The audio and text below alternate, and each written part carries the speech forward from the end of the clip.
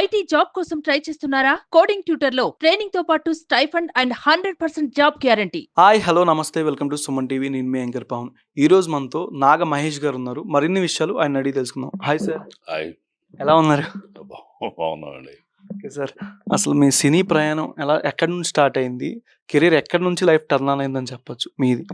సినీ ప్రయాణం అంటే నేను ఫస్ట్ టైం చిరంజీవి గారు దయతోటి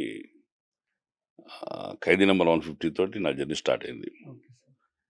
నెక్స్ట్ అది చూసి వెంటనే సుకుమార్ గారు పిలిపించి రంగస్థలంలో అవకాశం ఇచ్చారు. అంతే, ఆ రెండు అవకాశాలతోటి మళ్ళీ వెనక్కి తిరిగి చూడకుండా ఇప్పుడు మేము ముందు కూర్చున్నా. ఓకే, రంగస్థలం అంటే ఆ ఫోటో రామచంద్ర గారు అప్పుడే దానికి ముందే సార్ దిగింది ఇక్కడ ఈ ఫోటో? ఇది నేను ఇండస్ట్రీకి రాకముందు ఇండస్ట్రీకి రాకముందు చరణ్ మగధీర చేసిన తర్వాత ఆయన ఓకే వాళ్ళ ఇంటి దగ్గర కలిసిన అప్పుడు దిగిన ఫోటో అది. అప్పుడు నేను ఇంకా యాక్టర్ అవ్వాల, నాకు తెలియదు ఆయనే నా ఫస్ట్ ప్రొడ్యూసర్ అవుతారని. ఏ ఇయర్ సార్ ఇదంతా జరిగింది? ఇది 2009-10 మీ సినీ ప్రయాణం స్టార్ట్ అయింది. నా సినీ ప్రయాణం స్టార్ట్ అయింది 2016 జూలైలో చిరంజీవి గారితో ఖైదీ నెంబర్ 150. ఇది ఒక 6 years ముందు. నేను యాక్టర్ కాకముందు ప్రజారాజ్యం పార్టీలో కొంచెం యాక్టివ్గా ఉండేవాడిని.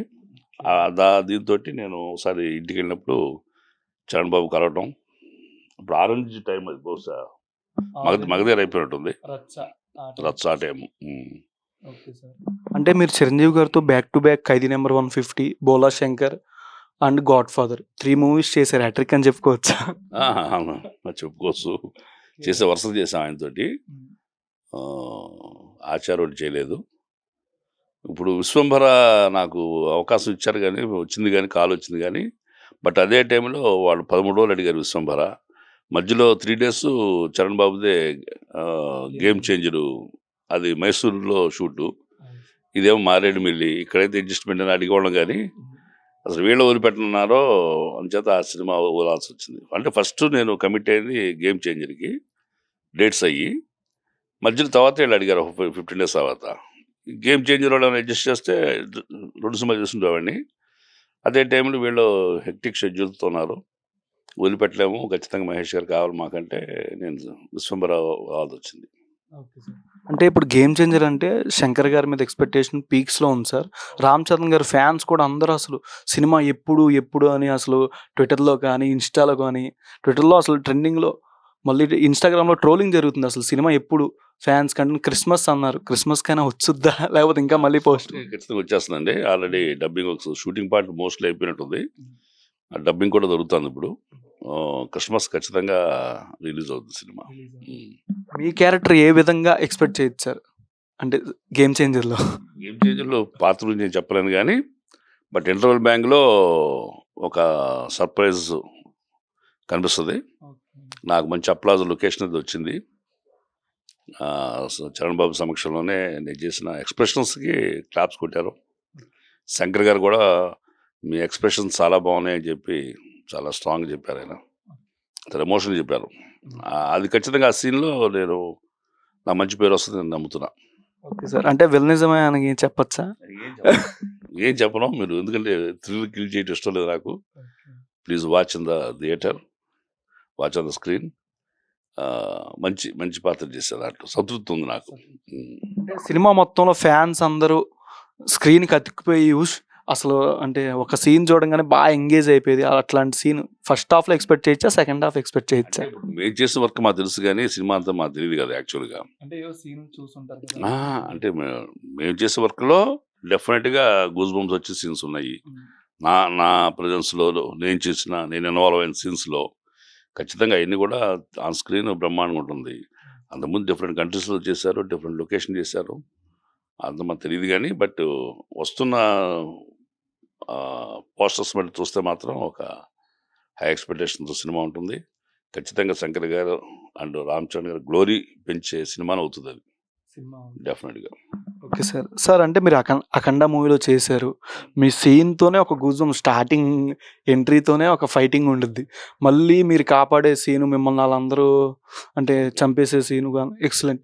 ఇట్లాంటి క్యారెక్టర్లు మళ్ళీ ఏమైనా ఎక్స్పెక్ట్ చేయొచ్చా? చేయొచ్చు అంటే మన చేతుల్లో ఏం లేదు బ్రదరు. డైరెక్టర్కి వాళ్ళకి మన మీద నమ్మకం ఉండి ఇతను చేయగలుగుతాడని ఉంటే వస్తాయి. మరి నిజం చెప్పాలంటే యాక్చువల్గా చాలా అదృష్టం. బోయపాటి శ్రీను గారికి ఈ సందర్భంగా థ్యాంక్స్ చెప్తున్నాను. నా కృతజ్ఞతలు తెలియజేస్తున్నా. ఫస్ట్ టైం ఆయనతో నేను కలిసి పనిచేయటం, ఫస్ట్ టైం ఆయన కలవటం. కలిసినప్పుడు ఆయన ఫోటోగ్రాఫ్ చూస్తున్నారు ఒకటి తీసుకోగానే ఒక మంచి వేషం నాకు దీంట్లో చేయబోతున్నాం అనే ఫీలింగ్ అయితే వచ్చింది. బట్ అంత అద్భుతమైన వేషం ఇస్తారని నేను ఎక్స్పెక్ట్ చేయలేదు. ఆ సినిమా కూడా చాలా గొప్పగా ఆడింది. అంత ఏదో తెలిసింది చేశాము. ఆయన కూడా చాలా అద్భుతంగా దాన్ని పిక్చరైజ్ చేశారు.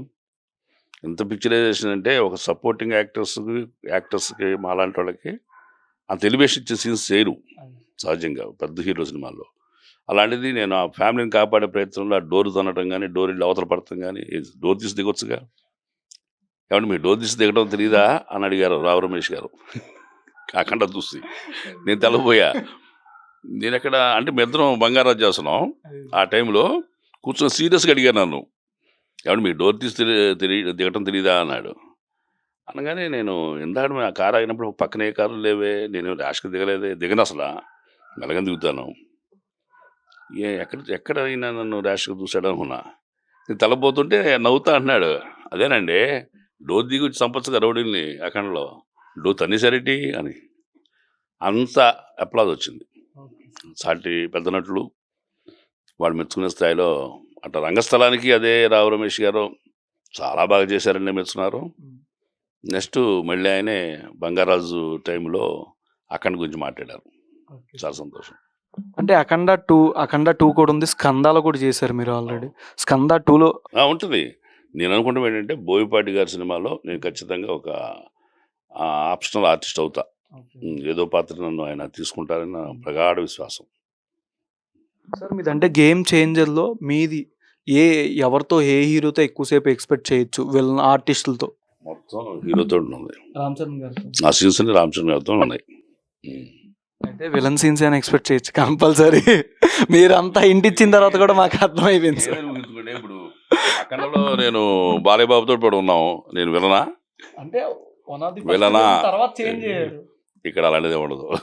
కథ మారుతూ ఉంటుంది కదా సార్. అట్లా మీరు రాసుకుని కొత్త కథ రాయండి. ఈ లోపు గేమ్ చేంజర్ 2 మీరు రాయండి.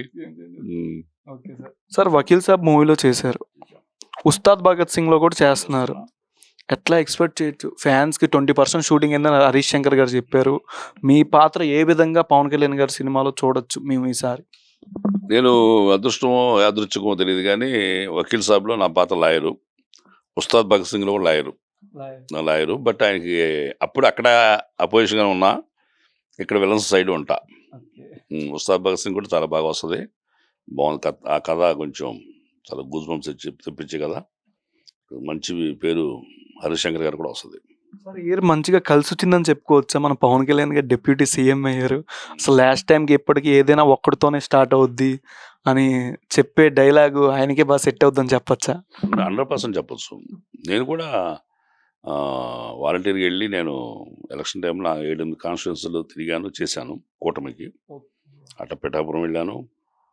పిఠాపురం వెళ్ళినప్పుడే ఒక పవన్ కళ్యాణ్ గారు మంచితనం గురించి చెప్పింది బాగా వైరల్ అయింది. జరిగిన ఇన్సిడెంట్నే నేను నాకు చెప్పిన వాళ్ళు చెప్పారని చెప్పా. అది బాగా ఇదైంది. చాలా lucky for the Konidela family. ముఖ్యంగా అన్నయ్య గారికేమో పద్మ విభూషణ్ వచ్చింది, చరణ్ బాబుకేమో గ్లోబల్ స్టార్ అయ్యారు, ఇంట్లో మహాలక్ష్మి పుట్టింది, క్లింకార. పవన్ కళ్యాణ్ గారేమో డిప్యూటీ సీఎం అయ్యారు. ఇంకేం కావాలా? నాగబాబు గారు అమ్మాయి ఏమో సూపర్ హిట్ కొట్టింది కమిటీ కుర్రోళ్ళతోటి. ఇంకా ఆ ఫ్యామిలీలో మొత్తంలో అందరిళ్లలోనూ చాలా ఆనంద వేడుకలు ఉన్నాయి. చాలా సంతోషం సార్. అంటే పవన్ కళ్యాణ్ గారు ఎక్కువ ఇంతకుముందు అజ్ఞాతవాసి, కాటం రాయుడు సినిమా టైంలో చాలా మంది చెప్పింది ఏంటంటే ఎక్కువ బుక్స్ చదువుతూ ఉండేవారు. అంటే ఆయన ఆఫ్ స్క్రీన్ ఎట్లా ఉండేవారు? ఆయనతో ఏదైనా ఫన్నీ మెమరీ నేను షేర్ చేసుకోవచ్చు కదా? ఆయనతో నేను ఇంకా కూర్చుని మాట్లాడే ఫన్ షేర్ చేసుకునే స్థాయికి రాలేదు. సందర్భం రాలి అసలు.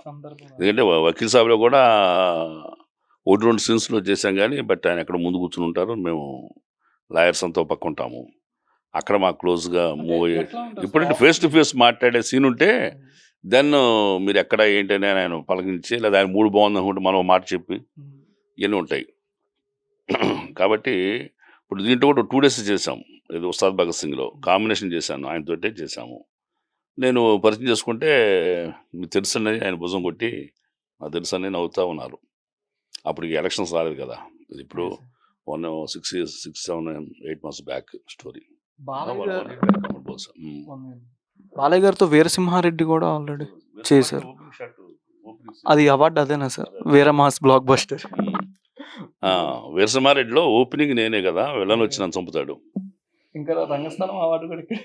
రంగస్థలం సర్ వీరసింహారెడ్డి అఖండ. పుష్ప 2లో ఏమైనా ఎక్స్పెక్ట్ చేయొచ్చా సుమారు? పుష్ప 2లో లేనండి నేను. బుచ్చిబాబు గారు రామచంద్ర గారు కాంబినేషన్ ఆ సినిమాలో మీరుంటారని బుచ్చిబాబు గారు మాట అన్నారు. ఉన్నానని తెలుస్తుంది. డెఫినెట్గా ఉంటాను. బుచ్చిబాబు గారు కూడా నన్ను వదిలిపెట్టరు. సార్ మీరంటే స్టార్టింగ్ ప్రజారాజ్యం పార్టీతో పాల్గొన్నారని చెప్పారు. అప్పటి నుంచి ఇప్పటికి అంటే పొలిటికల్ పరంగా కాకుండా అప్పటి నుంచి ఇండస్ట్రీ మీద మీకు కొంత ఐడియా ఉండుద్ది, అవగాహన ఉండుద్ది. అప్పటికి ఇప్పటికి ఏం చేంజ్ అయిందంటే ఏం చెప్తారు? టెక్నాలజీ బాగా గ్రోత్ ఇదేంది, తెలుగు ఇండస్ట్రీ ఖండాంతర ఖ్యాతి చెందింది, సరిహద్దులు దాటేసింది, ఎక్కడికో వెళ్ళిపోయింది. టెక్నాలజీ పరంగా కానివ్వండి, మేకింగ్ పరంగా కానీ తెలుగు ఇండస్ట్రీ చాలా ఉన్నత స్థాయిలో ఉంది ఇప్పుడు ఉంది. నేను ఇప్పుడు రాజకీయాల్లో ఆయనతో పాటు ట్రావెల్ చేయటం, పార్టీతో పాటు ట్రావెల్ చేయడంతో ఉన్నా కానీ అప్పుడు సినిమా ఇండస్ట్రీకి చిరంజీవి గారు కూడా పరిచయం లేదు. ఆ 10 years ఆయన గ్యాప్.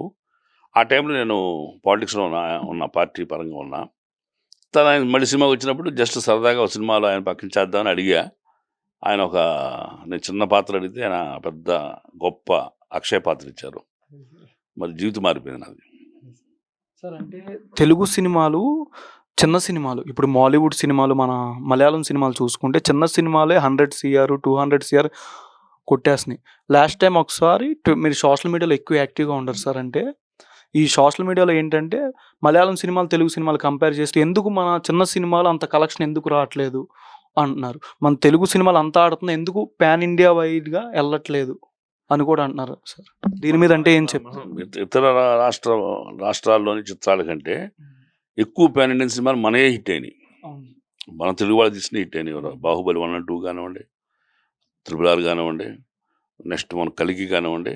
ఇంత స్థాయిలో అటు తమిళనాడులో మంచి సినిమాలు వచ్చినాయి. అంటే చిన్న సినిమాలు సార్, పెద్ద సినిమాలు కాకుండా చిన్న సినిమాలు హిట్ అవుతున్నాయి. పాన్ ఇండియన్ స్థాయిలో వచ్చినాయి కావు, పెద్ద హిట్ అవుతున్నాయి. కంటెంట్ పరంగా అంటే మనం కూడా మైండ్ సెట్ ఎలా ఉంటుందంటే అదే కథని తెలుగు వాళ్ళకి తీస్తే అసలు ముందు యాక్సెప్ట్ చేసే ఆర్టిస్టులు ఉండరు. ఇదేం ఆడుతుంది, ఇదేంటి. ఇప్పుడు మా మంజుమల్ బాయ్స్ ఉంది, మరి ఆ కథనే ఎవడన్నా సినిమా తీయటానికి సాహసం చేస్తారు తెలుగులో. చేస్తే కనీసం ఆర్టిస్టులు సరేదో డబ్బు వస్తుంది చేస్తారు తప్ప నాలాంటి వాళ్ళు. బట్ నమ్మకంతో చేయరు. నమ్మకంతో చేసే సినిమాలు ఉంటాయి. ఈ కథ భలే ఉంది, సూపర్ హిట్ అవుతుంది అని ఫీల్ అవుతూ ఉండే సినిమాలు వేరును, డబ్బులు వస్తున్నాయి ఖాళీగా ఉన్నాం ఆ సినిమా చేద్దాం అని చెప్పి చేసే సినిమాలు వేరు. అలా అంటే ఆ సినిమాలో తెలుగులో డైరెక్ట్ చెబితే తీరంటున్నా నేను. ఇంట్రెస్ట్ చూపించి నిర్మాతలు ఉండరు. ఒకవేళ తీసినా చూస్తాను ప్రేక్షకులు ఉంటారు. ఇప్పుడు మన కళ్ళ ముందే ఓ పక్కన సలార్లోనూ KGFలు సూపర్ డూపర్ హిట్ అవుతుండగా కేర్ ఆఫ్ కన్సర్పారాలు హిట్ అవ్వాలా, బలగం హిట్ అవ్వాలా. బలగం ఎంత పెద్ద గొప్ప హిట్ అది. సో ఇక్కడ ఏంటంటే ధైర్యం చేసి తీస్తే కథని కథగా చెబితే ఆర్టిస్టులు ఎవడనేది అనవసరం అండి, చూస్తున్న ప్రేక్షకుడికి కథను. అలాగే కథలో లేకపోతే అంత గొప్ప ఆర్టిస్ట్ ఉన్నా వేస్ట్ అవుతుంది. సార్ మీ అప్కమింగ్ మూవీస్ ఏమేంటి? ఇప్పుడు కమిట్ అయిన సినిమాలు అంటే ఏంటంటే ఉస్తాద్ భగత్ సింగ్, గేమ్ చేంజర్, సరిపోదా శనివారం, నెక్స్ట్ ఓదెల రైల్వే స్టేషన్ 2, ఇవన్నీ ప్రోగ్రెస్లో ఉన్నాయి. షూట్ ఈ నెలలో వస్తుంది. సరిపోదా శనివారం, ఓదెల రైల్వే స్టేషన్ 2 అది షూటింగ్ నడుస్తుంది. ఇంకా ఉస్తాద్ భగత్ సింగ్ ఇప్పుడు స్టార్ట్ అవుతుంది. మళ్ళీ గేమ్ చేంజర్ నా పోస్టర్ అయిపోయింది. నెక్స్ట్ రిలీజ్కి రెడీగా ఉన్న కాపీ ఒకటి ఉంది, శ్రీకాకుళం షర్లాక్ హోమ్స్ అని. అది వెన్నెల కిషోర్ ఫాదర్గా ఒక టైటిల్ రోల్లో ఒక పాత్రధారిగా ఉన్నా. అదొకటి వెరైటీ సినిమా అవుతుంది. పూర్తిగా శ్రీకాకుళం యాస్తోటి, ఒక లాగు, తుండు, మాసిపోయిన గడ్డం, చుట్ట, ఒక typical village country man role అది. సరిపోదా శనివారంలో మీ రోల్ ఎట్లా ఎక్స్పెక్ట్ చేయొచ్చు? అంటే విలనిజం గానా లేదా హీరో పక్కనైనా ఉండొచ్చా? విలన్ ఎస్జే సూర్య గారి పక్కనే ఉంటాము. విలన్ పక్కన సలహా చెప్పి లాయర్ పాత్ర చేస్తున్నా. అంటే ఏ రోజైనా శనివారం మీకు కూడా ఉండిద్దా సినిమాలో అని? నేను ఏ సినిమాలో ఆ జోలికి పోలేదు కాబట్టి మనకి ఇబ్బంది లేదు. ఆ. అంటే హీరో కాంబినేషన్ లేదు నాకు, ఓన్లీ విలన్ తోటి కాంబినేషన్. విలన్ మురళీచరం గారు, సూర్య గారు, హర్షవర్ధన్ గారితో చేశాం. నాని గారి పర్ఫార్మెన్స్ ఆ మూవీలో ఎట్లా ఎక్స్పెక్ట్ చేయొచ్చు? ఎస్జే సూర్య గారి కన్నా ఎక్కువ ఎక్స్పెక్ట్ చేయొచ్చా? అంటే అక్కడ కంపారిజన్ ఒకరికంటే మించి ఒకడు ఉండడం అనేది ఉండదు. పాత్ర ఒక సీన్లోనేమో ఇప్పుడు అలా అనుకుంటే చిరంజీవి గారితో చేశా, బాగా చేశా అన్నారు. చిరంజీవి గారిని మించి చేసినట్ట, మించి చేయకపోతే ఆ పాత్ర, మించకపోతే ఆ పాత్ర రాణించదు. అక్కడ ఆయన సబ్మిసివ్గా ఉండే ఒక ప్రొఫెసర్ పాత్ర, ఒక చదువుకున్నవాడి పాత్ర మెతకగా ఉంటుంది. వీడు దుర్మార్గుడు, దుష్టుడు కాబట్టి ర్యాష్గా ఉంటుంది. ఆయన మించి చేశామంటే అది తప్పు. పాత్ర మించుతుంది, మించాలి, పాత్రనే ప్రదర్శించాలి తప్ప సూర్య గారి యాక్టింగ్, నాని గారి యాక్టింగ్ అట్లా కంపేర్ చేయకూడదు. నానిగారి పెర్ఫార్మెన్స్, సూర్య పాత్ర పెర్ఫార్మెన్స్ పర్ఫెక్ట్ చేస్తారు లేదా పాయింట్. ఇందాక చెప్పాను నేను, నాని గారి కాంబినేషన్ నేను చేయలేదు, but I didn't watch any work of Nani. Surya గారితో చేసాము, ఇది ఎక్స్టెంపోర్గా ఉంటుంది, ఆయనే దానికి సాటి. అలాంటి యాక్టింగ్ ఇంకోటి ఎవరు చేసినా సరే నప్పదు. సూపర్ యాక్టింగ్ సూర్య గారిదే. షార్ట్లోనే నాకు నవ్వు వచ్చింది, అది కూడా అన్నా నేను. ఒక ఎసెంట్రిక్గా మీరు బాగా పోర్ట్రేట్ అయ్యారు సార్, కాబట్టి మీరు ఏం చేసినా బాగుంటుంది. అది అందరు ఆర్టిస్టులకి సూటబిలిటీ ఉండదు ఆ పెర్ఫార్మెన్స్కి. అది నేను చేద్దామని ప్రయత్నం చేసినా జనాలకు నాకు నచ్చదు. సూర్య గారు అంటే అతను ఎస్టాబ్లిష్ అయ్యాడు ఆ పాత్రకి, బాగా ఖచ్చితంగా రాణిస్తుంది అది. ఆయన ఎంత బాగా రాణిస్తే హీరో పాత్ర అంత ఇంకెక్కువ రాణిస్తుంది. అంటే ఎస్జే సూర్య గారి పేరు చెప్పగానే మీకు ఆయన ఏ సినిమా గుర్తొచ్చుస్తారు విలనిజంగా? నిజంగా మహేష్ బాబుతో చేసిన సినిమా కానివ్వండి, ఈ మధ్యకాలంలో జిగర్తాండ 2, ఇంకా మానాడు, నేను అన్ని సినిమాలు ఆయన రాయని చూడాలి. నేను మానాడులో అది చూశాను, జిగర్తాండ చూశాను, ఇంకో సినిమా కూడా లూపు, చచ్చాడు వచ్చాడు కాల్ చేయడు చచ్చాడు, మానాడు. అది చాలా బాగా ఎంజాయ్ చేసాము. సూర్య గారు వెరీ గుడ్ పెర్ఫార్మర్. ఆయన ఒక టిపికల్ రోల్స్కి ఆయన అద్భుతంగా చేస్తారు. సార్ అంటే మీరు ఏదైనా స్టోరీ చెప్పగానే పర్టికులర్ పాయింట్ని చూసుకుంటారా, కథ మొత్తాన్ని చూసుకొని స్టోరీ చెప్పగానే మీకు ఏ పాయింట్ నచ్చుద్ది? అంటే కథలో ఎట్లాంటి ఉంటే మీకు నచ్చుద్ది క్యారెక్టరైజేషన్? స్టోరీ అంటూ మనకి మొత్తం తెలియదు. యాక్చువల్గా నా క్యారెక్టర్ ఏంటని నాకు చెప్తారు, సార్ మీ పాత్ర ఇట్లా అండి, ఇట్లా అండి, ఇట్లా అండి, ఇట్లా ఉంటుంది, మంచి మంచి ఎస్టాబ్లిష్ సీన్స్ ఉంటాయి, మీరు డెఫినెట్గా ఒక హీరోలు అవుతుంది, మీ హెల్ప్ అవుతుంది. ఈ రకంగా కో డైరెక్టర్ ఎవరో నాకు కథ డైరెక్ట్ చేస్తారు. అది 4 సీన్లే సార్, అయితే మీరు కథ మలుపు తిప్పేవి. ఇప్పుడు వీరసింహారెడ్డి ఉంది, చేయనంటే చేయనన్న ఒక సీన్ అది అట్లా రావటం, వాడు చావటం అంతే. చేయనంటే రైటరు మళ్ళీ ఫోన్ చేయించి చివరికి మహేష్ గారి సినిమా మన సినిమాలు చేస్తారా చేయరా కనుక్కో, ఆయన చేయనంటే నేను ఫోన్ చేస్తాను చెప్పి ఆయనకి, ఆయన వార్నింగ్ ఇప్పించి మరి ఫోన్ చేయించాడు. సార్ మీరు కానీ చేయనంటే రైటర్ వివేక్ గారు మీకు ఫోన్ చేస్తారంట అన్నాడు. అంత అభిమానించే మనుషులు ఉన్నప్పుడు రైటర్ నా కోసం మీరు చేయాలంటే తప్పదుగా, డైరెక్టర్ నా కోసం చేయడం తప్పదు కదా, ఖచ్చితంగా చేస్తాం. అట్లా ఆ సినిమా వీరసింహారెడ్డి, ఎందుకంటే అఖండ చేసిన తర్వాత మళ్ళీ ఒక సీన్ చేయడం వల్ల ఉపయోగం ఉంటుంది నాకు. ఒక సీన్ చేయడం వల్ల రేపు మంచి క్యారెక్టర్ వచ్చింది నాకు, 4 సీన్లు చేసేది, ఆ వర్క్ పోతుంది కదా, ఆపర్చునిటీ పోతుంది కదా అంటే చేయను అంటా. నేను సినిమా చేయను కాదు, 1 డే వేషం చేయనని నేను పట్టుదల, ఆ వేషం మీరే చేయాలని ఆడ పట్టుదల. చివరి నేను తలకి చేయాల్సి వచ్చింది, ఆ సినిమాకి హెల్ప్ అవుతుంది అని వాళ్ళు చెప్పడం జరిగింది.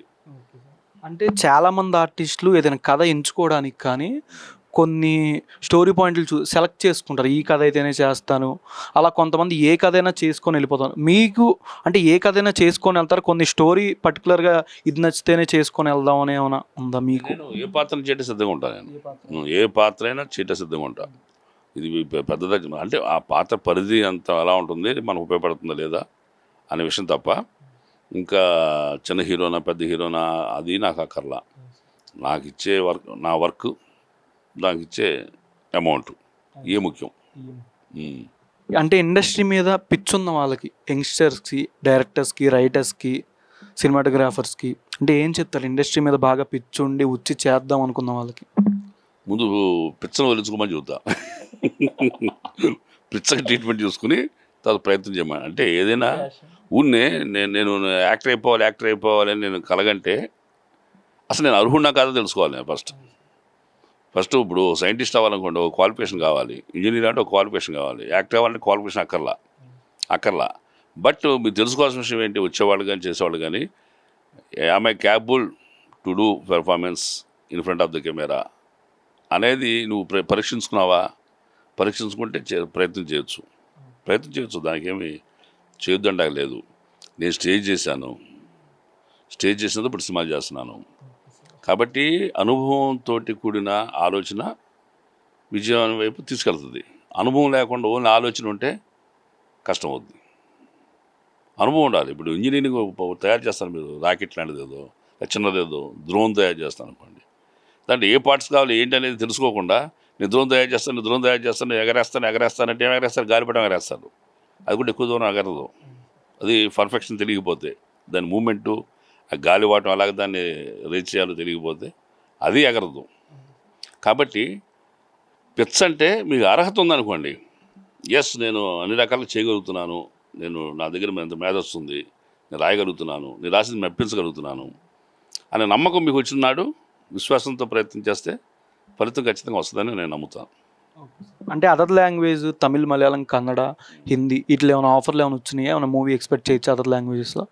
అదర్ లాంగ్వేజెస్ ఇంతవరకు రాలేదు, కానీ ఒక్క సినిమా నేను మలయాళం సినిమా చేశాను, చంద్రండే పొరగిల్లని, బాంబే పరిసర ప్రాంతాలు మహాబలేశ్వరం ఏరియాలో. అదొక్కటే మలయాళ సినిమా చేశాను, ముఖ్య పాత్ర చేశాను దాంట్లో.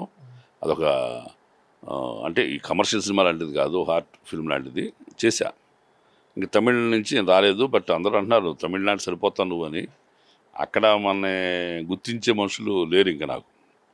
అందువల్ల నా ఖ్యాతి కానివ్వండి, నా ప్రభ కానీ వెళ్ళలా. అంటే మీరే అన్నారు కదా సార్, కొన్ని క్యారెక్టర్స్కి ఎస్జే సూర్య గారు అయితేనే సరిపోతారని. మీరు కూడా ఏమో ఒక క్యారెక్టర్ చేస్తే వాళ్ళు తీసుకుంటారేమో ఎక్స్పెక్ట్ చేయొచ్చు కదా దాన్ని. కదా అంటే తెలియాలి ముందు. ఇన్ని లక్షల మందిలో ఒకడు ఉన్నాడు అక్కడ అని చెప్పి తెలియాలి వాళ్ళకి.